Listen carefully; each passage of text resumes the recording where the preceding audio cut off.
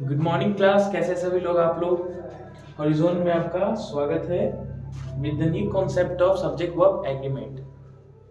देखिए आज का क्लास थोड़ा डिफरेंट होने वाला है हमारा, और हम जो फर्स्ट रूल का थर्ड सेक्शन करेंगे, जो रूल नंबर फर्स्ट में था ना आपका, जो दो सब्जेक्ट के अकॉर्डिंग आता है हेल्पिंग वर्ब। तो मैं उनसे एक रिक्वेस्ट करूंगा कि जो बच्चे क्लास करें उसके पहले आप दो क्लास प्रीवियस क्लास करके आइए हमारे यूट्यूब चैनल पे। ये सब्जेक्ट वर्ब एग्रीमेंट का फर्स्ट एंड सेकंड क्लास, इसमें आपको पता चलेगा कि हमने इसके पहले क्या पढ़े, और इसके बाद आपको थोड़ा कुछ समझ में आएगा, थोड़ा कुछ समझ में नहीं आएगा, इसलिए आपको थोड़ा पहले क्लास आप देख के आइएगा। तो आज बेसिकली थर्ड पॉइंट बात करेंगे, जो हम एक्चुअली सब्जेक्ट वर्ब एग्रीमेंट पे होता क्या है कि सब्जेक्ट अकॉर्डिंग हम हेल्प वर्ब का इन्वर्जन या ट्रांसफॉर्मेशन करते हैं।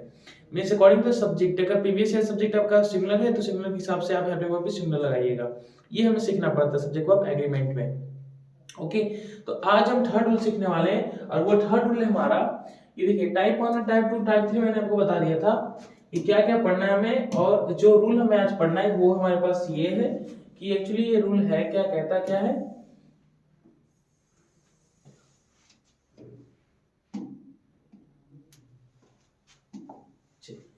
तो यहाँ पे आप रूल देखिएगा। सबसे पहले दोस्तों एक रूल, जैसे कि दो सब्जेक्ट अगर एक पर्टिकुलर वर्ड्स जुड़ता है वो हमारा एंड है, ठीक है। ये दो सब्जेक्ट है आपका, ये दो सब्जेक्ट अगर एक एंड की प्रॉपर्टी से जुड़ता है, मींस कोई भी अगर दो सब्जेक्ट यहाँ पे दिया हो, ही शी आइदर नाइदर कुछ भी हो, सॉरी आइदर नाइदर मैंने बोला, ही शी कोई भी सब्जेक्ट दे इट हो जाए, दो सब्जेक्ट इसमें अगर एंड का वर्ड का प्रयोग होता है तो दो प्रॉपर्टी हमें पढ़ना पड़ता है। और इस केस में हमें ये भी चीज जानना है, ये आने वाला हेल्पिंग वर्ब ये दोनों सब्जेक्ट के अनुसार लगेगा, या ये दोनों सब्जेक्ट के अनुसार हेल्पिंग वर्ब मींस प्लूरल लगेगा या सिंगुलर। तो आज इस क्लास में डिस्कशन करेंगे। तो फर्स्ट डिस्कशन ये है कि दो सब्जेक्ट के बीच में अगर एंड वर्ड आता है तो आने वाला हेल्पिंग वर्ब कौन सा सब्जेक्ट लीड करेगा, वही सीखना है हमें। तो मैं आपको बेसिकली सबसे पहले टाइप बताता हूं आपको। देखिए एंड की प्रॉपर्टी से अगर सब्जेक्ट है तो दो बार बन सकता है, या तो वो हेल्पिंग वर्ब प्लूरल हो सकता है या तो हेल्पिंग वर्ब का सिंगुलर हो सकता है। प्लूरल कब कंडीशन में होगा, या तो उस दो सब्जेक्ट एंड की प्रॉपर्टीज के साथ अगर आगे सेंटेंस दिया ऑब्जेक्ट हमारा, तो या तो वो टुगेदर आइदर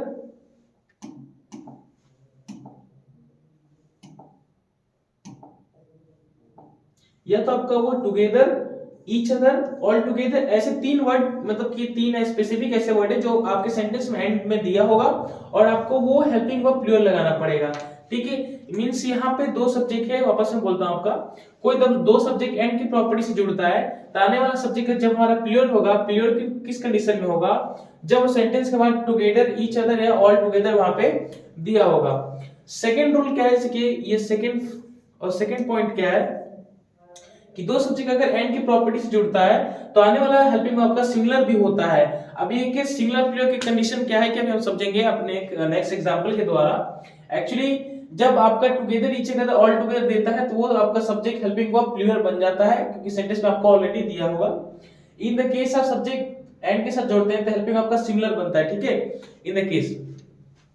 अब आगे चलेंगे कि एक्चुअली सेंटेंस बनते हैं कैसे, और इसके पहले से कि देखिए एंड की प्रॉपर्टी वाला हमारे पास बहुत सेंटेंस भी है और फ्रेजेस भी है, क्योंकि फ्रेजेस होता है ना, cats and dogs, you and cry, ऐसे बहुत सारे पैकेज लगेज होते हैं ना, जितने सारे आपके फ्रेज होते हैं और कुछ एंड की प्रॉपर्टी होता है, ठीक है। तो एंड आपका कोई जो एंड से जो कोई सब्जेक्ट अगर जुड़ता है एंड से, तो या तो आपका कोई वर्ड भी हो सकता है या आपका कोई फ्रेजल भी हो सकता है, फ्रेज, ठीक है। वो वर्ड भी हो सकता है, फ्रेज भी हो सकता है, क्योंकि एंड के पहले जो प्रॉपर्टी आपका कोई सब्जेक्ट आएगा ना और इधर आपके कोई सब्जेक्ट आएगा, तो वो दो केस में हो सकता है, या तो वर्ड हो सकता है या तो फ्रेज के रूप में दिया गया, सेंटेंस के रूप में। तो एग्जाम में से कि देखिए कुछ कुछ यहाँ पे वर्ड है आपके, वर्ड एक्चुअली दिखाता क्या हमारे कि फ्रेजल वर्ड है, ठीक है, ये फ्रेजल वर्ड है, आपने कहीं इसको देखा भी होगा। देखिए तो ये फ्रेजल वर्ड है, hue and cry, rise and fall, ups and downs, caste and creed, bread and butter, ये आपने फ्रेज देखा होगा। तो इन सब टॉपिक को हम लेके चलेंगे फ्रेजल वर्ड में, क्योंकि ये फ्रेज है ना, आप सभी जानते हैं, आप पे पढ़ते हुए फ्रेज। तो फ्रेज क्या होता है आपका, फ्रेज क्लॉज और सेंटेंस में फर्क क्या है कि फ्रेज एक मुहावरे कहावतें, इसको हिंदी में बोलते हैं, जिसका एक सब्जेक्ट और एक वर्ब कैरी करके चलता है, उसी को हम फ्रेज कहते हैं। और फ्रेज से इडियम जब आते हैं तो एक मीनिंग के अंदर बहुत कुछ छुपा होता है, उसको हमें ढूंढना होता है। एक्चुअली ह्यू क्राई का मतलब क्या होता है पहले वो समझेंगे हम लोग। इसके साथ देखिए ह्यू एंड क्राई एंड की प्रॉपर्टी से जुड़ा है, तो ये भी आगे सेंटेंस में आपको यूज में दे सकता है। तो पहले में समझना है इसका मतलब क्या है। तो देखिए ह्यू एंड क्राई का मतलब होता है, बेसिक मीनिंग इसका होता है शोर या शराबा, ठीक है, शोर शराबा।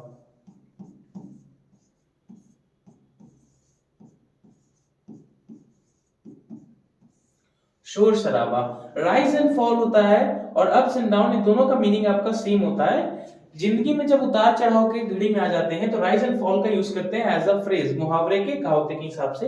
Rise and fall in ups and down, आपका अप्स डाउन से यहाँ पे एंड आना चाहिए, प्रिंटिंग मिस्टेक है, sorry. Rise and fall in ups and down आता है कि जिंदगी में उतार चढ़ाव, तो आपको इसको ऐसे कर सकते हो, उतार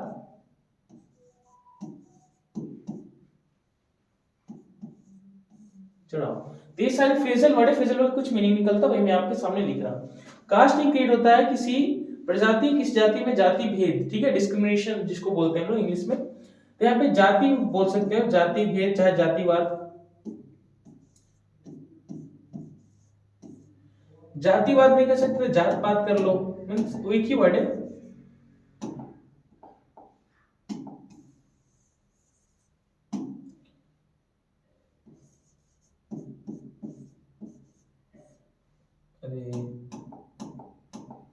जात और पात, जात पात जो बोलते हैं ना कि आप नियरेस्ट मीन्स लो कैटेगरी से बिलोंग करते हैं, अलग सेक्शन बांट दिया गया है, इसी का फ्रेजर जब यूज करते हैं तो कास्ट और क्रीड आपका आता है।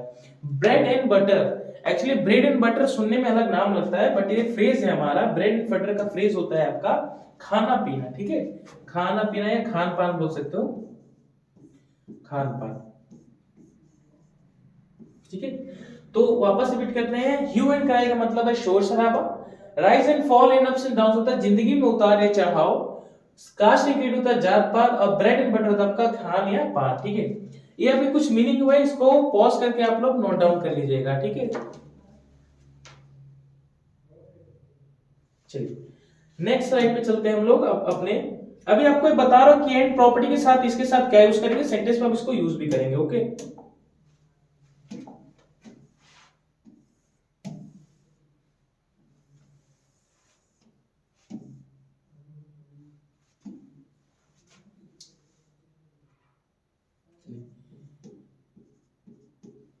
इसको भी आप नोट करिएगा।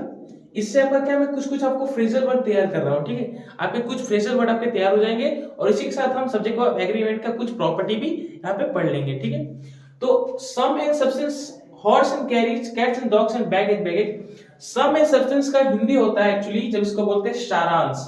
कभी एक सब्जेक्ट में किस नोटिस कॉम्प्रिहेंशन में लिखते हैं ना कि इसका, इस कहानी का सारांश क्या है, मतलब क्या है, तो सम एंड सब्सटेंस का होता है सारांश, ठीक है।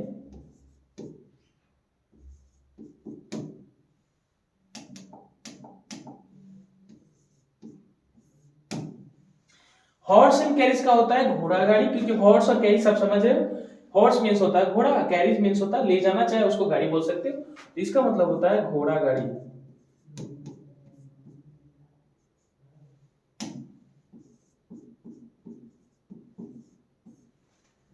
कैट्स एंड डॉग्स होता है आपका, जैसे कि बेसिकली आप कैट्स एंड डॉग्स फ्रेज का आप कहीं यूज होते हो देखिए न्यूज़पेपर में, ठीक है। इंग्लिश न्यूज़पेपर और इंग्लिश जब लाइव कमेंट्री होता है ना वेदर डिपार्टमेंट के ओर से, तो वहां पे कैट्स एंड डॉग्स लगाते हैं। Cats and dogs in the आप रेनी सीजन में आप ज्यादा सुने होंगे कि वहां पे, और हिंदी में जब इसका बात करें तो वहां पे मूसलाधार बारिश हुई। मूसलाधार बारिश मतलब कि बहुत ही ज्यादा बारिश का क्वांटिटी वहां पे हुआ है, तो उसको इंग्लिश में फ्रेजल वर्ड में आप कैट्स एंड डॉग्स लेके चलते हैं, तो यहाँ पे इसको बोल सकते हैं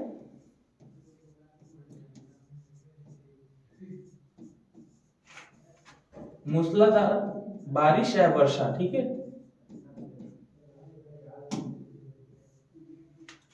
बैग एंड बैगेज, ठीक है, बैगेज हो गया यहाँ पे।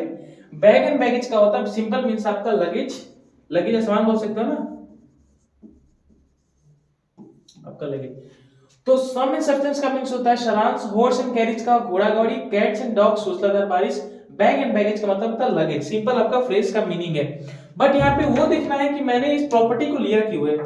तो यहाँ पे समझेंगे हम कि जो आज हम प्रॉपर्टी पढ़ रहे हैं दोस्तों वो है एंड की प्रॉपर्टी। जब दो सब्जेक्ट के बीच में एंड आ जाता है तो आने वाला हेल्पिंग वर्ब किसके अनुसार लगेगा, समझ रहे हो? तो वो दो कंडीशन में लागू होगा। इससे बेहतर एक ट्रिक बताऊंगा आपको कि ये जो कंफ्यूजन आपके माइंड में ना प्लूरल ये वर्ड होना चाहिए, सिंगुलर ये वर्ड होना चाहिए, ये सारे कंफ्यूजन मैं दूर कर दूंगा, ठीक है।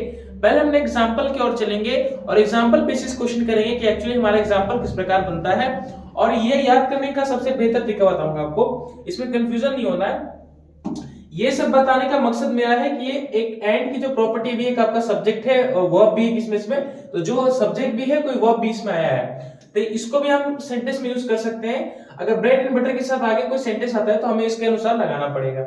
अब जैसे कि क्वेश्चन के अकॉर्डिंग चलेंगे तब हम समझेंगे अपने आप को। जैसे फर्स्ट क्वेश्चन यहाँ पे दोस्तों, पहले क्वेश्चन को समझते हैं उसके बाद हम प्रॉपर्टी की ओर बढ़ेंगे, ठीक है। चलिए, तो फर्स्ट क्वेश्चन क्या कहता है हमारा, फर्स्ट क्वेश्चन है हमारा bag and baggage blank put together on the platform has have had none, ठीक है। ये सारे क्वेश्चन ऑप्शन दिए आपको फिलर्स के रूप में। अब फिलर्स जो दिया है यहाँ पे आपको, एक्चुअली इसमें करना क्या है, बैग एंड बैगेज हमारा है क्या फ्रेज, ठीक है, क्या फ्रेज जिसमें अभी आपको लिखा है तो आपको जस्ट याद है, बट मैं इसके बाद जैसे आपको एक स्लाइड ओपन करूंगा उसमें बताऊंगा कि आपको याद करने की जरूरत नहीं है, क्योंकि हर एक स्टूडेंट इसको पता नहीं कि ये कौन सा फ्रेजल वर्ड है कि क्या कोई भी दूसरा वर्ड है, तो पता करना ये जरूरी नहीं है। क्योंकि जरूरी की बात ये नहीं बोल रहा हूं मैं कि हर एक स्टूडेंट को ये नहीं पता होता है कि हर एक ये जो फ्रेजल वर्ड है, ठीक है, हर स्टूडेंट याद करने की क्षमता उतनी नहीं होती है, इसलिए मैं आपके लिए कुछ ट्रिक लाया हूं, वो ट्रिक से हम अच्छे से कर पाएंगे। पहले आप एक क्वेश्चन अटेंड करिएगा, उसके बाद हम ट्रिक पे चलेंगे। तो फर्स्ट क्वेश्चन क्या कहता है, bag and baggage blank put together on the platform, ठीक है। तो ये क्वेश्चन पे चलेंगे सबसे पहले। अब बैग एंड बैगेज आ गया है, बैग एंड बैगेज है एक्चुअली क्या हमारा सेंटेंस में एंड की प्रॉपर्टी से जुड़ा हुआ, ये तो पता है। एंड के बाद ये जो वर्ड यूज है हमारा, ये जो वर्ड है बैग और बैगेज, ठीक है, बैग और बैगेज। तो बैग और बैगेज एक्चुअली है क्या हमारा, यहाँ पे आपका नाउन है, ठीक है, बैग तो बैगेज आपका नाउन है, और दो सब्जेक्ट के हिसाब से आपका एंड आया है, तो आने वाली प्रॉपर्टी क्या होना चाहिए, अगर मान के चल के यहाँ पे सिंगुलर और प्लूरल कंडीशन का लागू होता है, मींस यहाँ पे जैसे एक क्वेश्चन बढ़ते हैं तो हमारे और टुगेदर मिलता है, और टुगेदर मैंने आपको फर्स्ट स्लाइड में आपको बताया था कि टुगेदर जैसे यूज करते हैं हम लोग यहाँ पे together each other all together, तो यहाँ पे आपका हेल्पिंग वर्ब के प्लूरल बन जाता है, ठीक है, ये मैंने आपको बताया था। चलिए, मैं बताया था टुगेदर होगा, टुगेदर यहाँ पे आ गया, वो भी दो एंड सब्जेक्ट एंड की प्रॉपर्टी से जुड़ा है, और आगे यहाँ पे टुगेदर दिख गया, तो आने वाला सब्जेक्ट हमारा हैज आना चाहिए, नहीं आएगा, हैड आना चाहिए, नहीं आएगा, नन तो होगा नहीं, इन द केस बचा हैव। अब हैव क्यों आया, क्योंकि देखिए, क्योंकि यहाँ पे एंड की प्रॉपर्टी से दो सब्जेक्ट जुड़ा है, सब्जेक्ट के बाद यहाँ पे टुगेदर वर्ड दे दिया है, तो टुगेदर वर्ड देखते ही हम यहाँ पे हेल्पिंग को जो यूज करेंगे वो हमारा प्लूरल होगा, तो हैज तो होगा नहीं, हैव होगा, इसलिए हैव कंडीशन करके आ जाएंगे, ठीक है दोस्तों। ऐसे क्वेश्चन हमें बनाना है। अब ये सेकंड क्वेश्चन आप बनाइएगा सबसे पहले, और इसको सबसे पहले आप पॉज करके नोट करिए, क्वेश्चन को नोट करिए।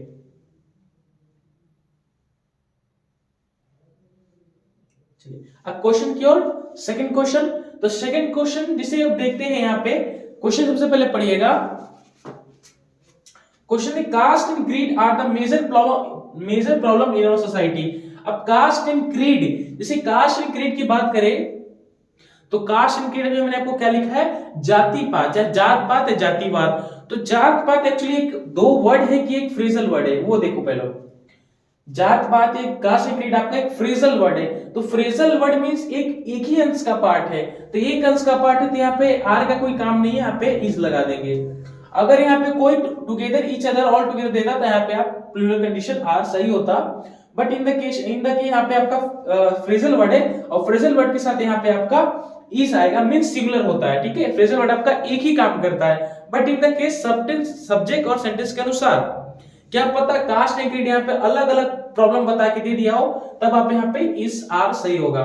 जैसे कि नेक्स्ट क्वेश्चन है, यहाँ पे देखिए, इस क्वेश्चन में थर्ड क्वेश्चन जैसे देखते हैं, थर्ड क्वेश्चन में पहले देखिएगा, bread and butter are also available in his shop. अब ये जो ब्रेड एंड बटर एक फ्रेजल वर्ड नहीं बना, अब एक फ्रेजल वर्ड क्यों नहीं है, क्योंकि ब्रेड और बटर जब हम बात कर रहे हैं तो ये आपके बात शॉप की बात कर चली आ रही है, मतलब एक दुकान की बात में आ गया है, तो एक ही ब्रेड बटर फ्रेजल वर्ड नहीं होगा, कहावत नहीं होगा। ये ब्रेड अलग हो जाएगा और ये बटर अलग हो जाएगा। मींस एक दुकानदार जब आप सामान लेता है चाहे बेचता है तो वो ना ब्रेड पे बटर लगा के तो बेचेगा नहीं। तो ब्रेड अलग है, आपका बटर अलग है। इसके हिसाब से जो दोनों सेंटेंस अलग है, तो यहाँ पे आर का कोई काम नहीं है, आपका इज का काम है। तो आपका सेंटेंस बन जाएगा bread and butter is also available in his shop. अब देखिए इसमें आपको मेजर थोड़े छोटे से प्रॉब्लम होते होंगे। वो प्रॉब्लम क्या है आपका कि सर मुझे ये फ्रेजल वर्ड पहले पहचानना आएगा तब मैं लगाऊंगा ना उसके अकॉर्डिंग।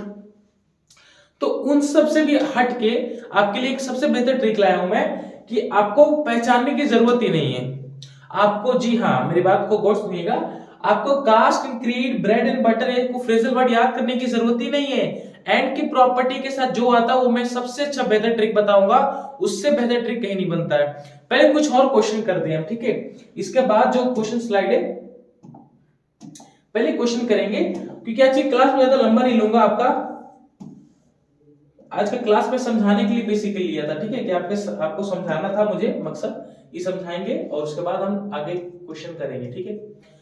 तो जो क्वेश्चन नंबर 4 है, क्वेश्चन नंबर 4 पहले देखना है आपको। क्वेश्चन नंबर 4 क्या है? The sum and substance of his project are that it is given to L&T company. L&T company, तो यहां पे सबसे पहले पहचानना पड़ेगा ना हमें कि फ्रेजल वर्ड है कि नहीं है, ये भी तो पहचानना है। तो फ्रेजल वर्ड देखिए, ये सम एंड सब्सटेंस एक्चुअली है क्या?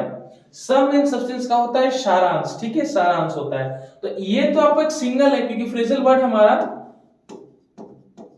देखिए ये मैं पहचान पा रहा हूं, कुछ बच्चे पहचान पा रहे हैं, कुछ बच्चे नहीं पहचान पा रहे होंगे, तो उसी के लिए मैं नेक्स्ट आपका टॉपिक ट्रिकी है।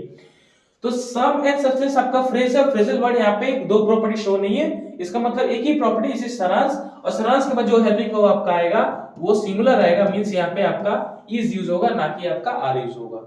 That's it. फिफ्थ क्वेश्चन पढ़िए सबसे पहले। I have and cry are being raised by the people।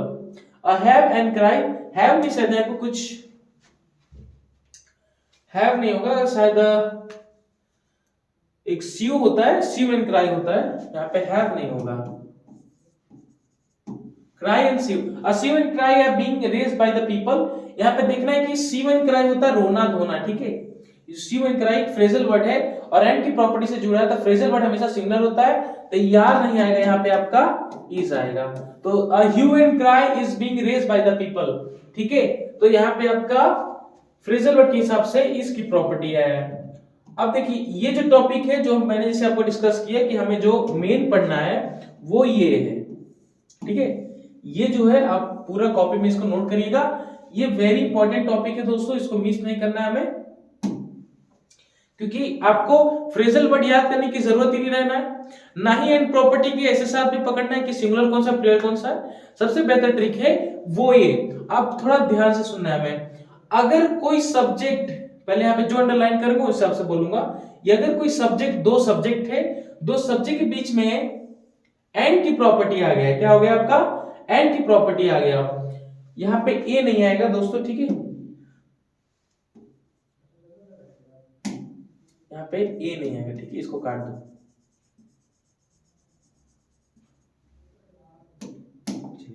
अब देखिए दो सब्जेक्ट है, सब्जेक्ट के अकॉर्डिंग एंड, अगर कोई, देखिए दो सब्जेक्ट के बीच में अगर एंड की प्रॉपर्टी आ गया है, अब एंड की प्रॉपर्टी आ गया, सिंगुलर होगा प्लूरल, ये भी तो पहचानना है।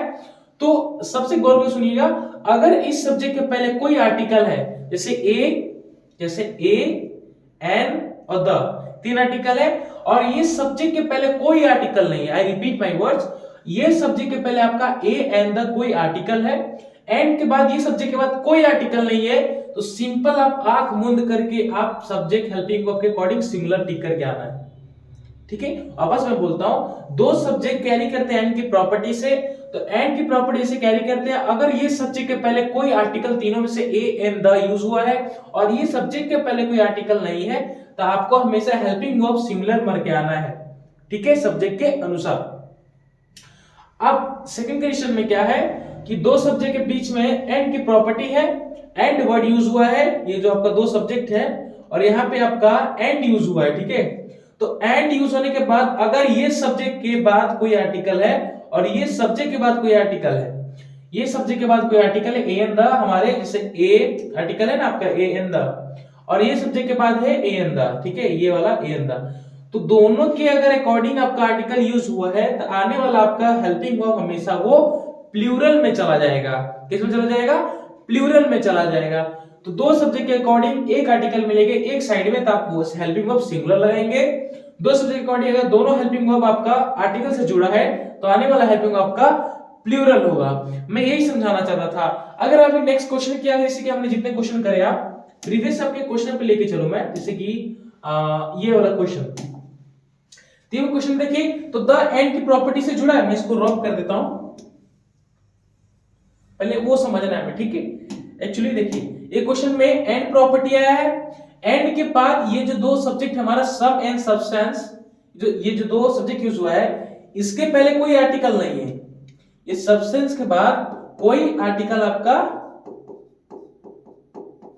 आर्टिकल नहीं, बट ये सम के बाद आपका आर्टिकल यूज हुआ है द। तो एक आर्टिकल यूज हुआ, इस सब्सटेंस के पहले कोई आर्टिकल यूज नहीं हुआ, तो सिंपल हमें हेल्पिंग वर्ब सिंगुलर करके आना है जो आपका इज है। समझ में आया दोस्तों? ये और ये जो यूज हुआ यहाँ पे इस यूज हुआ कि सब्जेक्ट्स के अनुसार आपका जो हेल्पिंग वर्ब है वो भी आपका सिंगुलर है।